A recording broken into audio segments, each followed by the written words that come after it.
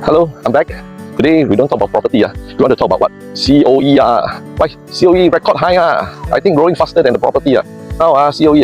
Wow, the way it's bidded in the price. Macam for only CEO to buy. Only like CEO then can afford to buy COE. Wow, if COE is so high, how can a lot of our ordinary Singaporean get the car for themselves for this purpose? So anyway, a lot of people asking me, why am I walking lately in a lot of my videos?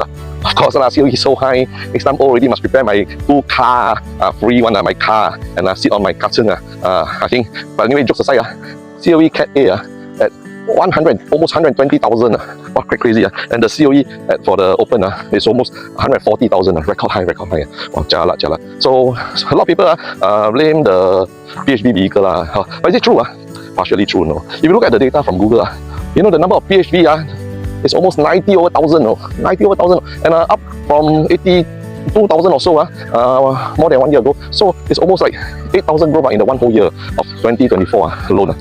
So imagine with so little COE and there's a PHV grow so much, about maybe 8,000 a year. So around 600-700 a month. So quite significant. Yeah, two bidding, 600-700. Wow, actually for such a low COE time, this is a quite good high number. So definitely there's some implication for them. And of course they bid they just bid like nobody business because they are doing commercial. So funny, right? Commercial, yet they are bidding for our normal passenger cars. So funny. I think something is not so right somewhere. And also, how about the taxi? Yeah, taxi. Last time, you have peak around 26 or 28,000. Google that. But now reduced to about 12,000 plus minus.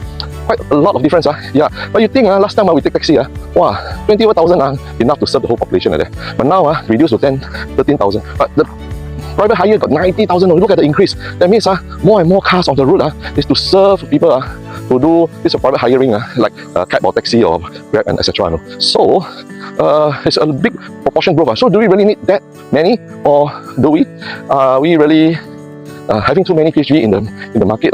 So that's also a question mark. And some of the people say that, wow, they see a lot of taxi or Grab vehicle parked out there, nobody rent or nobody hire. Well, also doesn't make sense, right? You buy, all these are the corporate, they buy and then leave it down there and not using it. So they should start to think of a method. So in property, when you stay in your own house for own use, of course your property tax is low, very low, not like a normal resident. Yeah, okay, a little bit of tax here and there. But if you were to rent out your unit, the property tax is a few times more than your normal tax in property tax that you stay. So owners say and renter different. But makes sense, you rent out, you earn some money because you make money from it. Then you pay a little bit more tax, right? That should be sensible. But why you don't have the difference for people buying car for doing commercial business, earning money, and versus people who really need a car for the family, for young children, for the aged old parents or whatsoever, or the needy, for those having some difficulties, taking public transport. So a little bit funny. So why not? Since our government when they do cooling measure for property, very good. Every time cooling measure. Well, a lot of idea. They should maybe transfer some of the policymaker in housing, go to transport. Then what? They would maybe get some policy to increase the cost. Like when they do the property, they have ABSD, all the additional buyer stamp duty for your second property and more. Of course, you got a lot of money, you want to buy second one, third one, fourth one, charge you a little bit higher. That makes sense, right? So they think of second. But how about car? But of course, they say this is not a new idea. Car have a lot of costs. It's quite hard to, it's not like so transferable like a house, and a lot not so regulated, so difficult. Okay, fair. But can we introduce ABCD? What's ABCD? Additional buyer car duty for commercial car that use passenger car as commercial. You charge all the PHV higher cost when they bid on COE. Maybe give them certain percentage higher, 10%, 20% extra tax. So tax. So some people will not be happy. They say you make all this higher price. Will our price go up? True you see all the operator, if their price go up, then we also need to penalize them. Cannot leave their PHV car empty, parking there for too long. And then they don't want to rent out. They should actually rent lower for our PHV driver, especially those Singaporean family who need to drive this for income for the family. You stay there, keep it there, no use, right? So government must put extra charges or tax, if they keep their taxi or PHV parked there for certain number of days per year or per month, they also incur extra tax. Only then they are willing to build this, put this back and charge the PHV drivers lower cost, and then make sure that it's effectively used as a good alternative transport system for us. Okay, but of course, generally, you think the price will go up? Maybe if there's this ABCD tax for these cars when they on their COE.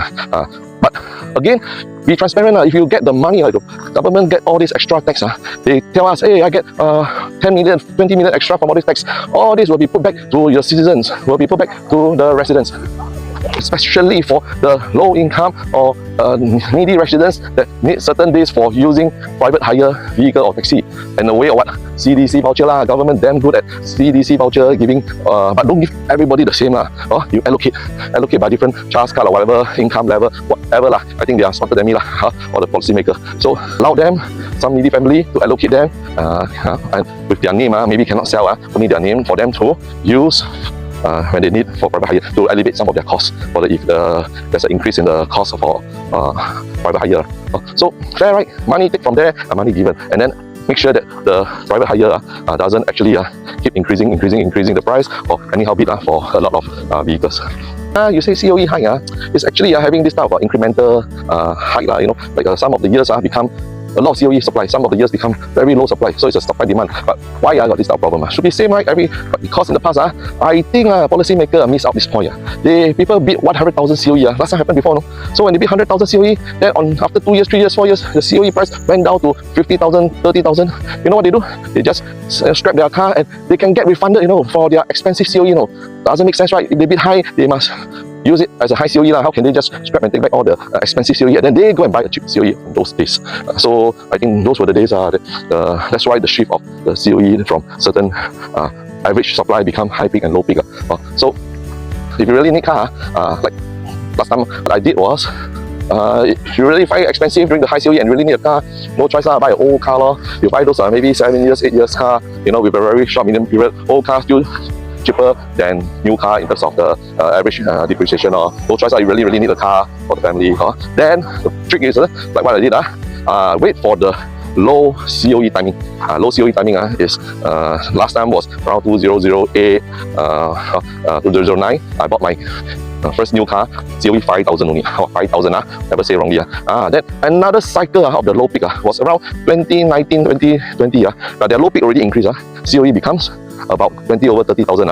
I also renew my car COE, save money, renew. So I try to buy car during those COE time when it's cheap. Don't buy it when it's expensive. A few of my friends follow me. Now they enjoy. A lot of them never follow me. They complain. So now must buy at high COE. So this is a trick. No choice. They're always very rich people who can afford all the high COE. So don't blame them. But coming back, policymaker, you ask them to not, maybe they have ideas, but they dare not say. You imagine in a company, you are the policymaker or what, you tell your boss, hey boss, I have an idea that help you to reduce your revenue, reduce your profit, lower all your profit, lower your revenue. You think this person can promote next year? Of course cannot. So I don't think most of them will want to give good suggestions to lower the tax revenue for the country, unless it's by the super top management, correct? That's why the policymaker, maybe they say, wait, endure a bit, another 3 more years or what, the next cycle will be coming down. Although the transport side want to do a cut and fill, a little bit increase, still at high peak. So cannot blame them totally. Why high? Because there are still people who can afford. And why these people can afford? If you look at the growth economy, if you look at the STI Straits Times Index, record high, almost 4,300.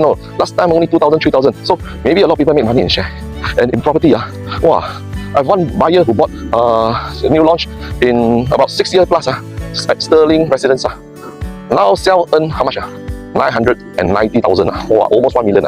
So there are a lot of them who earn from property in 3 years, 4 years, 5 years. Flip. They earn 300, 400, 500,000. So to them, 100,000 COE affordable. They can still make it. So they buy. So no choice. They're always rich people. But early days, COE quota, they allowed a growth rate around, I think 3%, if I'm not wrong. Later drop, and then later become freeze. 0% growth because they don't want more and more cars on the road. Hello, COE means more and more cars. May not always means more and more cars on the road. You said zero growth because Singapore is always so small. But we increase the area of the road, right? We always have a new road here, then road widening here. LTA is always building how many percent of the road every year, right? So with more road, actually you also can increase a little bit. Don't say don't increase, but just don't increase at a fixed rate every year. Increase on those days when the COE is low. And you want to increase the population. Population increase, the surface area of the road also increase, but you keep the cars number the same.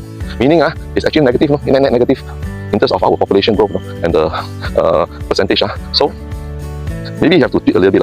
You don't need to increase 1-2% or 2-3% every year, but just have to increase during those very off-peak period to balance out your quota a bit. Of course, okay, anyway, I'm not a policy maker. I need just anyhow talk. So you see whether you have any other reasons or pointers you can help. You can share or put in the comments. Leave the difficult questions and answers to this policy maker which is earning a lot more money than I. Correct? Okay, so just continue to practice walking. You never know when you need to walk when next time I retire. Okay, take care. Bye bye.